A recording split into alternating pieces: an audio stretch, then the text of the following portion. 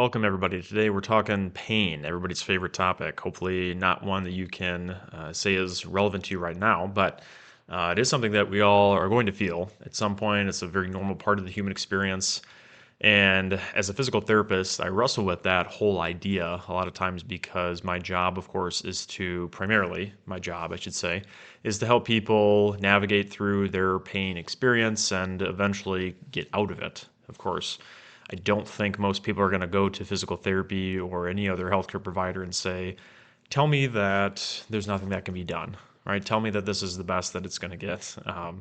And sadly, that is the case at times. There are some times where pain is, of course, chronic, and maybe there isn't anything that we can do that will resolve it immediately or will resolve it 100%. But typically, there is something that we can do for it to some extent. Now, again, can we prevent it entirely? No. Can we always eliminate it for everybody? Of course not. If there were a perfect solution for all people, we would just go right to that, hopefully. But it's a very normal part of the human experience. And unfortunately, it's much more complex than I think we realize. And that's really the main thing I want to touch base on today is how really involved pain is. Our traditional view of it is that, well, if there's some damage, some point A where an injury happens to our body, then point B is ow. Point B is the point where I actually feel the pain and experience it. It's a very linear process. Let's say you step on a thorn or a nail. Obviously, that would puncture your skin and creates damage, and you feel pain. Or you touch a hot stove and there's a burning sensation that leads to pain, or blunt force. Maybe you bump your head or your elbow or something like that. And we have this very A to B linear, direct correlative perspective on it traditionally. But over the past couple decades, we've really garnered much more information from the literature and just honestly from observation of the natural world and from patients in general that leads us to believe and suggests strongly that pain is a much more complex process. And that, again, is true for a lot of different factors in human biology because we are complex creatures. We are not simply just used cars or old machinery that just need one simple, piece tightened or screwed in or simple fixed, and that'll solve the problem entirely. There's a lot of different factors at play. Now, sometimes, yes, pain is more simple. If you have a very light sprain to your ankle and it's, no big deal, you're going to probably recover pretty easily. But many people, unfortunately, we have either more severe injuries or total amount of pain or types of injuries or body regions that are involved or different parts of our human experience. Our life is not always going to be the same as the person next to us, right? So as we'll get into, there's many different factors that can create a different healing and pain process for all of us. So again, traditionally we think of this kind of A to B linear process, but the IASP, the International Association of Studying Pain, as it's called, I might be butchering that actually, but IASP will say, their definition is an unpleasant sensory and emotional experience associated with or resembling that associated with actual or potential tissue damage. I think that last part is really the interesting part of the pain experience again, because what does that mean, potential tissue damage? We don't often think about that and maybe how that is perceived or how it manifests in actual pain experience for us. But take two separate examples. One being, maybe more serious, one being less serious. Less serious, let's say, is a more of a sports example. You have an athlete who sprains their ankle, bumps their knee, some sort of contusion type injury, but it is late in the game. They're up by one, high stakes moment, and they got to get in the game. They're motivated to be in, and they want to stay in, and they have clearance to do so. Great, feel fine, they can do it. Okay, make it through the game. Then the next day or 2 days or whatever it is, now all of a sudden things really start to hurt. Right, the pain is much more intense. Now, they obviously went through a physical experience at the moment. Right? Their body either had some quote unquote tissue damage to it, or the integrity of the tissue was changed or harmed in some point. But in that moment, they didn't perceive the danger as much because the context of the situation played a role into their pain, right? But once the game is done, once they're out of that contextual piece, their environment changes and they can now kind of focus. Their body focuses a little bit more internally. Now all of a sudden the pain starts to increase. A more serious note, you might think of something like a soldier, a firefighter, police officer, right? Unfortunately, of course, getting shot is part of the journey, part of the job in those instances, or for a firefighter, of course, getting burned or singed or whatever it is. In the moment, though, doing your job, you're mentally focused more on the task at hand. The environment is driving your perception of what you feel or what you don't feel. But perhaps hours later or days later, now you start to feel the impact of whatever you did experience. And again, the tissue damage piece is probably about the same in those two moments, but the environment and the context of what you're experiencing is tremendously different. So these are maybe just some simple examples that can help illustrate, okay, how our environment and how other factors at play can affect our pain levels besides just the physical tissue damage. Other examples, like in a more clinical setting, might be phantom limb pain, for example. So individuals who have lost limbs or have them amputated, they may still have pain or feel pain in those limbs that physically are not even attached to their bodies, right? But as we'll get into, because of the physiology behind how pain perception is developed and how it's experienced, their nervous system essentially has a memory of that. And for various reasons, they may feel that at times, even after the limb is no longer physically attached. So it's somewhat of a miracle or phenomenon, of course, not in a positive way in this case, but it gives much more credence to the idea that, yeah, pain is highly complex and it's not just as simple as a physical structural damage piece.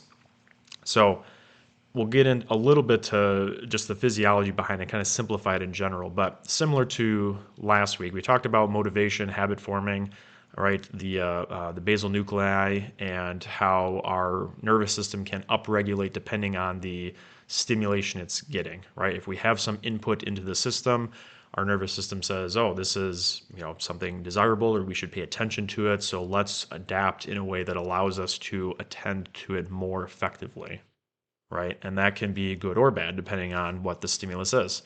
Pain works very similarly. So in a normal system, we have these types of fibers in our nerves called nociceptors. And just for the sake of ease, I'll use kind of more layman terminology. If you're a clinician or pain expert listening to this, please don't, jump in the comments here because I know there's a lot more nuance to it. But just to simplify it, these will carry essentially like pain information, right? So if you have, let's say, temperature change, pressure change, like a sharp object, for example, things like this that might induce pain, the nociceptors are going to sense this and carry that information up the neurons towards the spinal cord.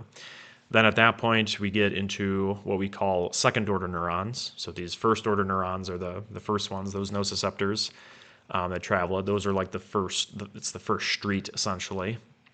Then we're going to get onto the freeway, if you will, in the spinal cord. And that's the on-ramp onto these second order neurons. The second order neurons would be like the freeway, which is the nerve track within the spinal cord that's going to then carry this information all the way up to the brain. And then we have a third order neuron in the thalamus, which is a part of the brain that is primarily involved in sensory information or receiving all the sensory information.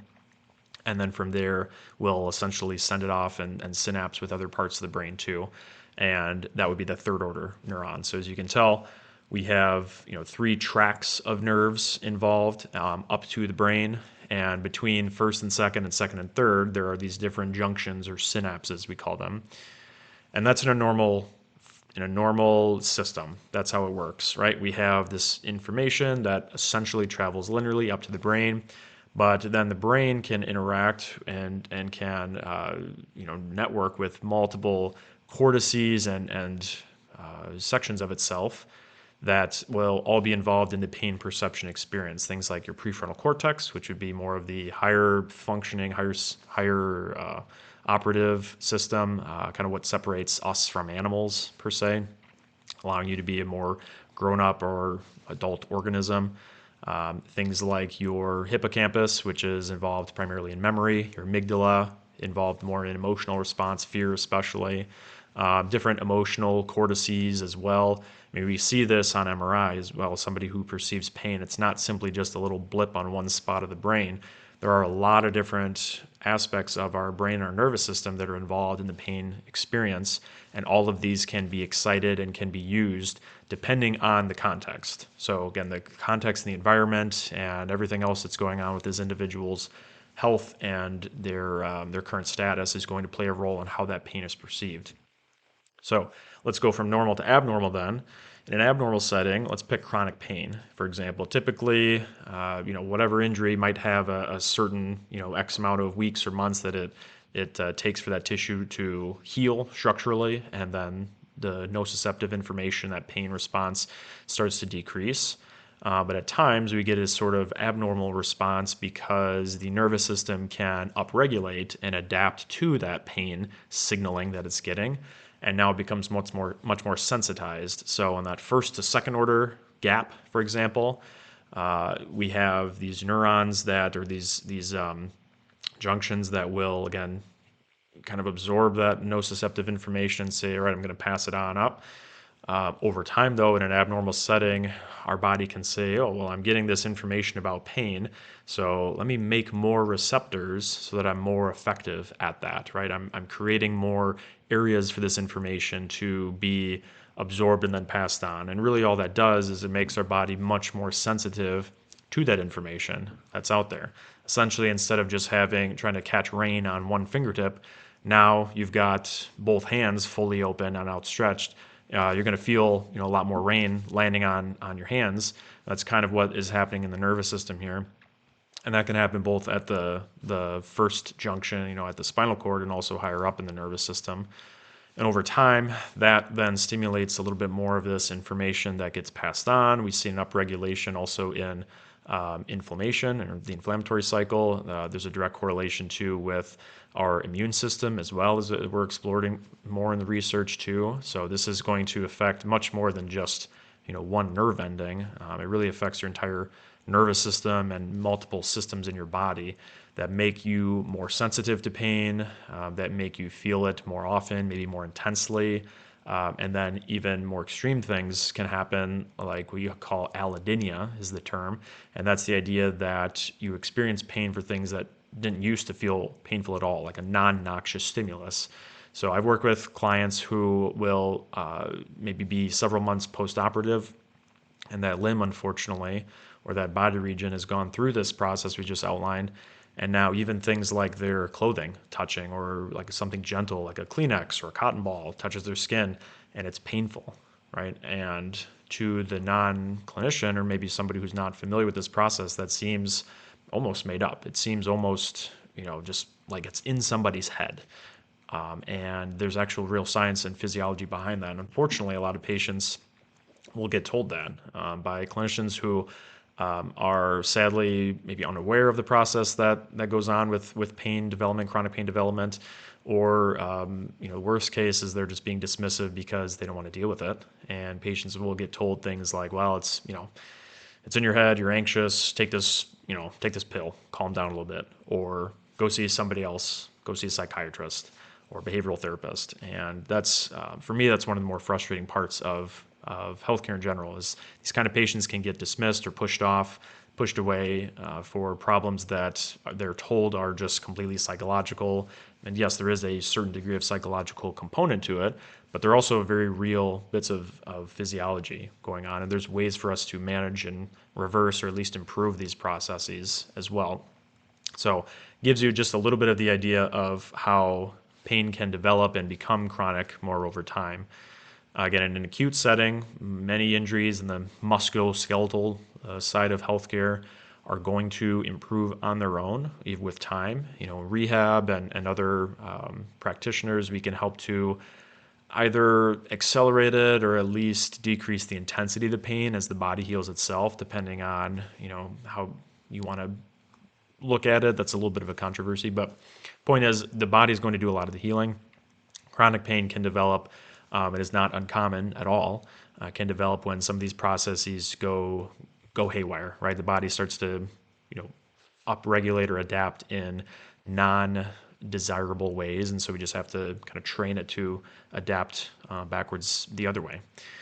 So, given that again, as we talked about, your brain especially is going to be highly interconnected. All these different regions and cortices, all of those factors, all of those areas of the brain are also going to play a role in how the pain is perceived, right? We talked about memory, we talked about fear, we talked about the environment that you're in, that prefrontal cortex piece, so your decision-making abilities, your ability to essentially override your instincts, your emotions, and actually contemplate, what is harm versus not. All of those areas are going to be involved, and each person, of course, has a different wiring in that regard. That's what makes us all unique people, of course. So, take the athlete, let's say, who has suffered a contusion in the game. You could have maybe two athletes in the same game have the same almost identical injury, right? But because maybe athlete A has a history of this happening and they've gone through a rehab for this before, and maybe in the past this process was very painful, very drawn out, very emotional for them. Now their brain has essentially this memory of, oh, this is what this feels like, and now we're reenacting this bad memory, if you will, this nightmare that we had before. We're much more in tune with that, and we're much more sensitized to this process. Their pain level, their pain response, their rehab process may be drastically different than the person that doesn't have any of those memories, that hasn't gone through this before, and that doesn't have that sense of danger that the first athlete has. All right, so again, you could have two identical looking athletes, identical looking injuries, same body region, same time of day, all of that, but the previous memories, if you will, previous incidences that have happened, very much factor into how those athletes may perceive pain differently. Or maybe take the same person, maybe not an athlete, just average Joe like myself. Some days things are going to hurt more than others because of sleep. I mean, I can tell you that firsthand. Got a 1-month-old at home right now. Sleep is obviously not what it used to be prior to 4 weeks ago. And certain things are going to hurt a little bit more. Stress levels are up a little bit more. It's more difficult to obviously regulate your emotions and just how you interact with the world. Things that maybe were no big deal now are giving you a little bit more anxiety and stress. And that's all due to directly because of limited sleep. You're not having the time in the day or the evening, rather, to actually recover, let your nervous system rest, and then feel recharged for the next day. And over days and weeks of that can compound, of course. And many people don't, especially that I interact with on a first degree basis here, many people don't appreciate how significant that can be with their pain levels. Many of my clients, they'll typically expect that their pain is a result of their training or the physical aspect, and that would make sense, right? You're in physical therapy, so let's talk about that.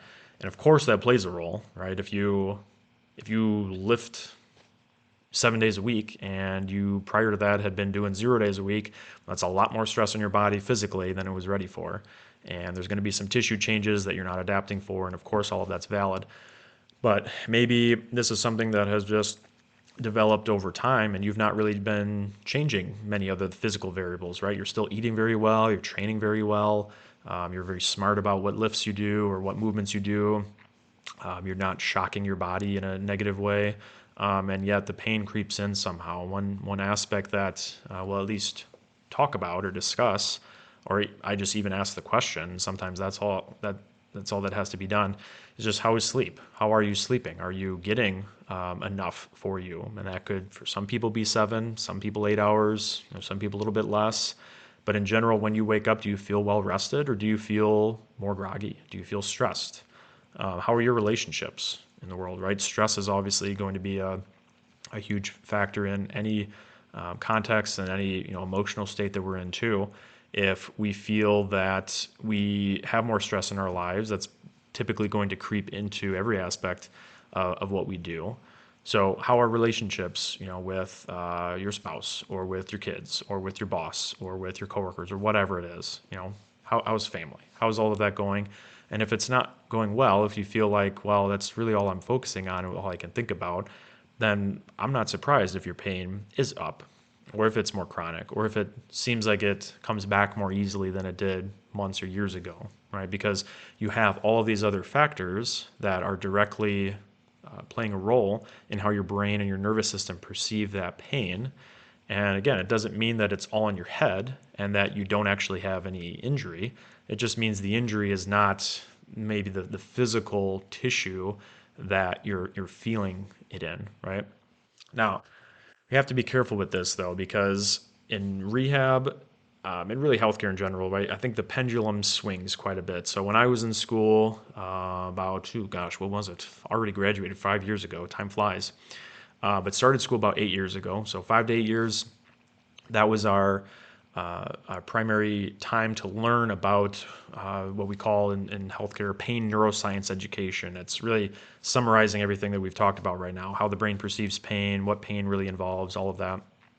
And the pendulum was really swinging when I was in school hard towards using this as the primary way for us to educate patients on how people perceive pain. The challenge there, though, is that many clinicians, many students or young therapists, or even more experienced, as they've started to learn about this, we really start to almost abuse that too much to the point where now we're just consistently telling people like, oh, pain is in your brain, pain is in your head, essentially, and it's much less likely that there's actual physical harm or physical damage to your body. And more so, what we have to do is just kind of train your brain to sort of forget about the pain. Now, if you're somebody who's in pain, especially who's been dealing with that for a while, it's no surprise if you feel disrespected or patronized or talked down to by somebody telling you like, "Oh, we just have to kind of fake it. Like your pain is just you thinking about it too much, so just chill." Right? Like imagine you're somebody who's been dealing with back pain for 15, 20, 30 years and your doctor's like, "Oh, have you tried just like not thinking about it?" That's I wouldn't be surprised if you're frustrated and you never come back to them or never, want to be involved in the system or see anybody else again, because that's not, first of all, it's not accurate entirely, and it's also not being very considerate of your background and your beliefs on the situation, which is a critical part of rehab at all times. So I say all this to say that we have to be careful about how far one way or the other we swing. Yes, pain is complex. Yes, there are going to be some, psychological components to it and other factors outside of the physical. But I think it's easy to get way too caught in those weeds and really forget about all the physical things, which also do play a significant role in pain perception. And so we have to be balanced. We have to be nuanced. If you're a patient or a client, I would hope that whoever you're working with is really asking you questions in both of those domains, the physical, the mental, the emotional, right? Getting a holistic perspective of you as a person and what are all of the factors that could be playing a role. And I tell clients all the time, like, physically, you have a lot of things going your way very well. And that's really my domain primarily. I'll ask questions maybe about the emotional or the physical, or I'm sorry, the emotional or the mental piece, but that's not necessarily my domain to intervene in. So then I would likely, direct you to another professional if that's more where we're going to find our success and really change your situation. But regardless, all of those factors have to be considered. So have a balanced approach in how that is improved. And that's really what I hope physical therapy is for most people. That's what I hope it becomes as a profession. Because, again, traditionally we think about all of our interventions and all of what physical therapy can do being just related to the physical, which would make sense given the name, of course. But we really miss out on how we can improve people's situations and help them be more independent because we are too focused on the physical aspect and we're completely ignoring the emotional and the mental piece that, as we've talked about, is very interrelated with pain. So, we have a lot of different things that we can do in rehab. We have manual therapy, we have hands-on techniques, and a lot of this is controversial too within the healthcare world, within rehab, right? You have certain therapists that think, oh, it's just wasting people's time or it's all just spreading a lie. You have other people that are saying, no, it's the best thing we can do. Like you have to put your hands on every patient and everybody should be having some degree of manual therapy involved. It's not really the point of what I'm going at here. The point is we have options and it all should be patient centered, right? Some people will really swear by manual therapy. We'll touch base on that first because, again, just like pain can have negative experiences from previous experiences in their life, can have negative correlations.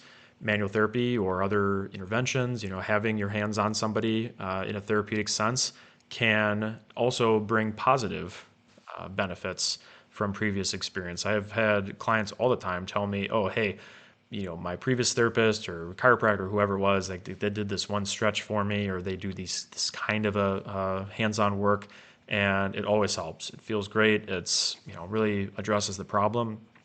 I'm going to be probably much more inclined to try doing something to that effect because, again, that belief system is going to be critical, and it's not hocus pocus.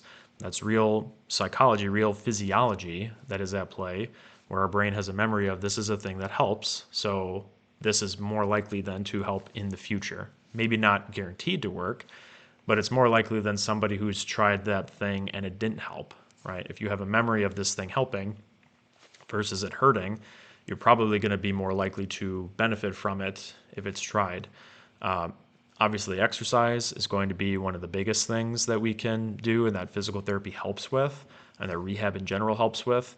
But again, it's not just about the physical side of things because while we are strengthening tissues, we're strengthening muscles, we're helping to make collagen denser, thicker, more tensile, all of that.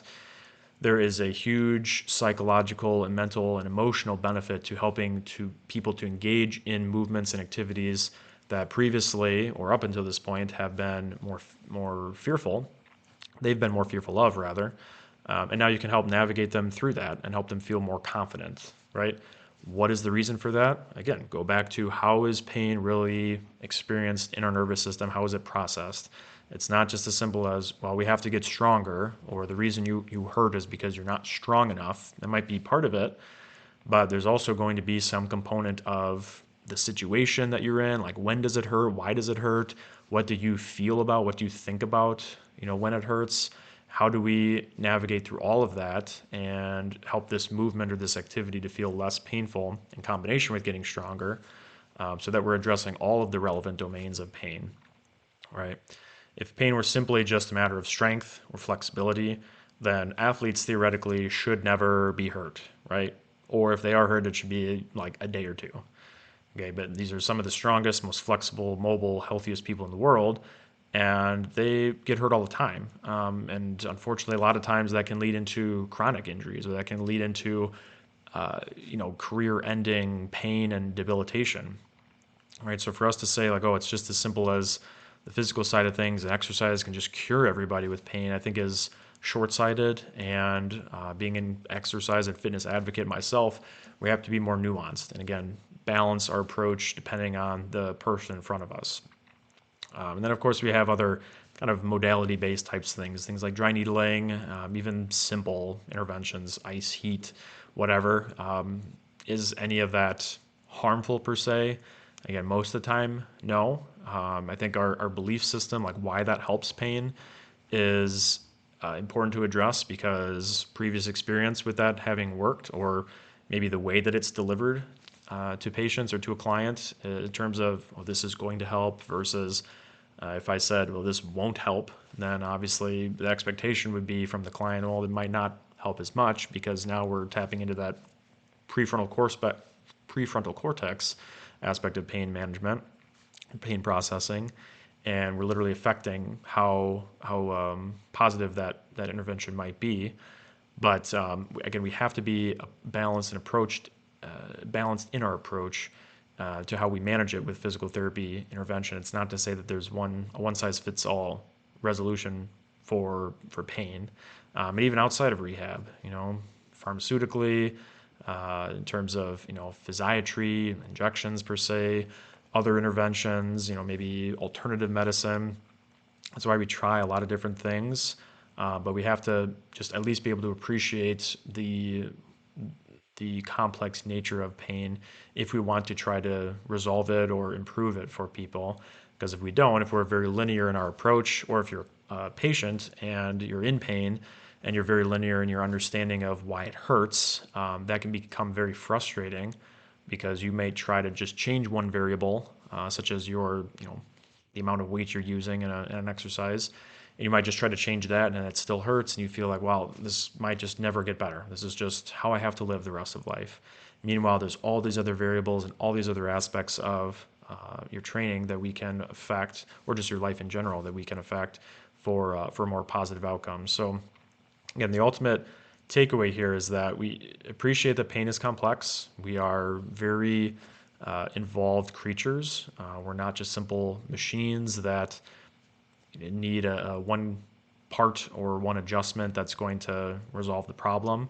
Have a holistic view of all of the different aspects of your pain perception and how you feel that, and really try to audit, okay, what are the areas of my life that I can improve versus others. And then also understand that the recovery process is not always going to be the same for everybody. So as easy as it is for us to compare, our injuries or our pains to somebody else's and maybe feel regret or shame that, well, they've improved faster and I haven't, and, what am I doing wrong, and that sort of thing. Almost everything affects your recovery and your pain perception, right? As we talked about, sleep, nutrition, your training, your previous memories, previous experiences, previous injuries, all of that. You are your own person. Work with somebody or work in a system that is going to respect that and appreciate that.